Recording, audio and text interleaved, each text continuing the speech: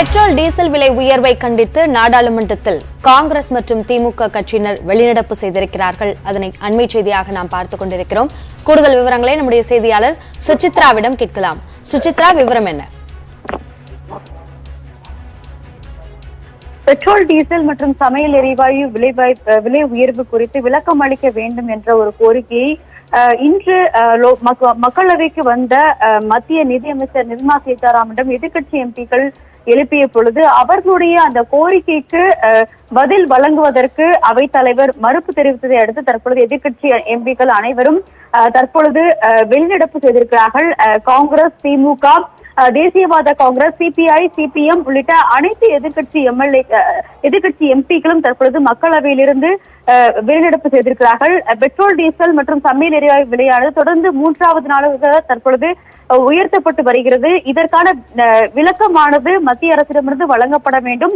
இன்று அவைக்கு வந்துள்ள மத்திய நிதியமைச்சர் நிர்மலா சீதாராமன் இதற்கான உரிய பதிலை வழங்க வேண்டும் என்ற ஒரு கோரிக்கையானது எதிர்க்கட்சி எம்பிக்கள் சார்பாக முன்வைக்கப்பட்டது. காங்கிரஸ் மற்றும் கம்யூனிஸ்ட் உள்ளிட்ட கட்சிகள் சார்பாக இன்று அவை ஒத்திவைப்பு தீர்மானமும் இந்த பெட்ரோல் டீசல் மற்றும் சமையல் எரிவாயு விவகாரம் தொடர்பாக விவாதிப்பதற்காக வழங்கப்பட்டிருந்த நிலையில் அந்த நோட்டீஸ் மீது விவாதத்திற்கான ஒரு மறுப்பும் தற்பொழுது அவைத் தலைவர் அவரால் வழங்கப்பட்டதை அடுத்து இந்த வெளிநடப்பை தற்பொழுது எதிர்க்கட்சி எம்பிக்கள் செய்திருக்கிறார்கள். ஏற்கனவே சமையல் எரிவாயு மற்றும் பெட்ரோல் டீசல் விலை உயரத்தால் இந்தியாவில் விலைவாசி கடுமையாக உயர்ந்து வருவதாகவும் பொதுமக்கள் பாதிக்கப்பட்டு வருகிறார்கள் என்ற ஒரு கோரிக்கையை வலியுறுத்திதான் எதிர்க்கட்சி எம்பிக்கள் சார்பாக அந்த அவை ஒத்திவைப்பு தீர்மான நோட்டீஸும் இன்று மக்களவையில் அந்த பல்வேறு கோஷமும் எழுப்பப்பட்டது குறிப்பிடத்தக்கது.